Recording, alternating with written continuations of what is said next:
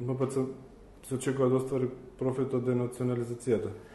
Како би се потрошили овие пари? Има некаков план? Јас веќе дадов свое кажување за јавноста и сега ќе кажам дека ние некаде околу до 80% од прилика, 75 до 80% ни се вратени имотите што ни биле одземени или за оние имоти кои не може да ни бидат вратени по разни основи сме добиле надоместок, но тие средства што се вратени не припаѓаат на епархијата само на епархијскиот управен одбор, туку на советните цркви и манастири кои што си имаат своји посебни буџети и жиросметки и тие легнуваат тие средства на нивните жиросметки, а од тие жиросметки не сме да се трошат парите за други намени, освен за имот. Пак повторно, реставрација на икони и заштита на црквите, градба на објекти црковни и така натаму, во таа смисла,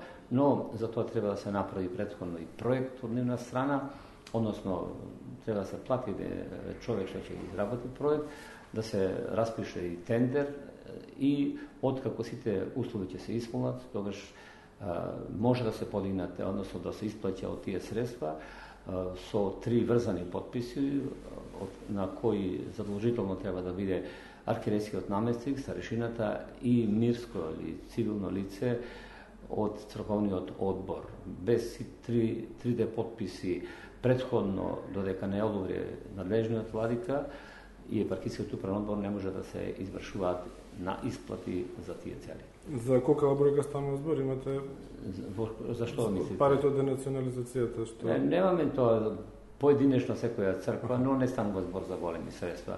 Гледано од аспект колку сме добиле средства и колку треба и да инвестираме сега, верувате дека од оние имоти што сме ги добиле, како згради, куќи и така натаму, нема да стигнат средствата што сме ги добиле како надоместок, за да ги обновиме и доведеме во состојба тие згради, тие објекти, за да можеме да ги издаваме под наем со тие средства што сме ги добиле како надоместок. Тоа можам да ви го кажам, дека тоа е направена некоја пресметка, дека не стигнува средствата за тоа. Во Битола имаме 3, односно 5 згради кои ни се вратени и тие се вратени во крајно руинирана состојба и како таква состојба за една зграда да правите вие да ја обновите, ви требаат големи средства, така што не можеме ни облизу да очекуваме дека ќе успееме со тие средства да ги обновиме зградите, за да можеме од нив да имаме некаков приход. Има ли МПЦ буџет за помош на верниците? Поглаварот господин Стефан неколку пати јавно предупреди дека македонската нација се сочува со бела чума, повикуваше младите да прават повеќе деца.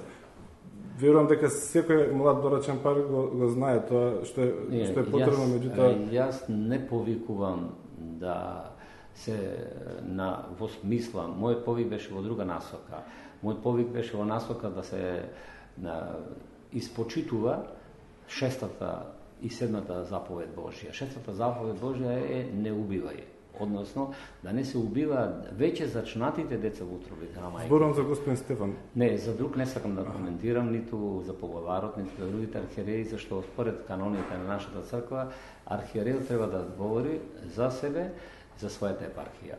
Значи, можеме да дискутираме за Перско-Пелопонеска епархија и австралиско-новозеландската, а за она што е надвор од моите компетенции не би сакал да дискутирам, тоа ќе треба да се пак да насочите вашите прашања кон соодветните личности кои Планира ли црквата да формира некој фонд за помош на сиромашни, на многодетни семејства или нешто слично? Во нашата епархија имаме ние формирано фонд за трето дете, кој функционира повеќе од скоро 10 години и помагаме многодетни семејства, тие што имаат повеќе од 3 деца, но се разбира ако се во некоја состојба загрижувачка, гледано од аспект на социјалните услови во кои тие живеат и не секогаш им даваме пари, туку ќе платиме струја, ќе им купиме дрва, на децата да се купат учебници и школарина ако треба нешто да се плати така натаму. Во таа смисла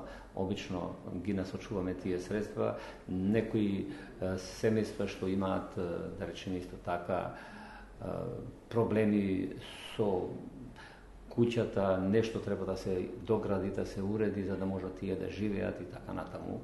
Во таа смисла ги насочуваме тие средства, а тие средства практично се реализирани од оние средства што треба да ги примат свештениците во нашата епархија, претежно зборуваме за градските свештеници, како активност постојана при извршувањето на богослужбите. Порано тие ги добива лично за себе, но на мое советување се согласија тие сите средства да одат во фондот за трето дете. Тоа е значи заслуга на свештениците во мојата епархија.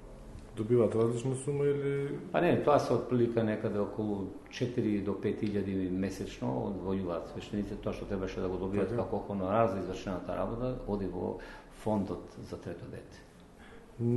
Не може да не се забележи дека храмовите се попразни со верници. Има некоја таква тенденција? Па не знам, ја за другите храми во нашата епархија не се баш се попразни, туку се пополни. Тоа баш и за Великденот можам да ви кажам дека не зборувам за луѓето што дојдоа вечерта, доку кога заминуваат веќе после она кога ќе се каже на полноќ Христос воскресе, ни веќе во храмовите ни останува голема бројка на верници кои остануваат целата ноќ до сабалете на литургијата и се пречестуваат. Така што не мислам дека се попразни во нашата епархија, за другите епархии реков не сакам да коментирам. Имаше разноразни критики за чудото од Свети Димитрија. Дел од нив одеа до таму дека тоа било маркетиншки трик за враќање на верниците, но по цела година и повеќе можеби од како се случи, научниците не успеа да докажат дека тоа не сакам да коментирам за работи што не се во нашата епархија. Значи тоа сепак е Скопска епархија, треба на адреса на Скопска епархија да бидат посочени. Како член на синодот се подготвува за нешто да се прогласи како чудо да се преземе некој? До Светиот синод не е поднесено барање за да се испитува, истражува тој феномен за да се потврди од страна на Светиот синод дека настанало чудо.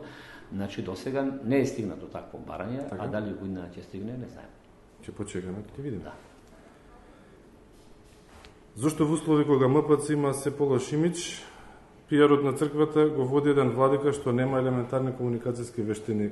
Вие пред неколку пати веќе сте побарали од синодот да се смени портпаролот на... Реков јас дека сепак тоа е политика на Светиот синод. Вашиот став, зошто вие сметате дека треба да се... Па, мојот став е дека треба и други архиереи да бидат барем на таа позиција и особено помладите архиереи така натаму, а во одделни цркви обично таа функција ја извршува секретарот на Светиот синод, но како и да е, најповеќе тоа беше затоа што имаше реакции од голем број новинари и дека сепак комуникациите треба да бидат на ниво на кое треба да одговара и да бидат транспарентни разговорите, дискусиите така натаму. Тоа беше мојот став, тоа е моето мислење понатаму. Каков однос имате вие со владиката? Имаме добри односи, што се однесува до нашите комуникации како владици. Ако имаме некогаш имаме различни мислења за одредени работи, за она што сме спорели и ќе спориме. Да, ве прашам, затоа што на почетокот на година го посочивте дека ви се меша во работата во австралиско-новозеландската епархија. Заврши таа приказна, сега во врска со Австралија. Так, каква е состојбата сега таму? Поделена е епархијата.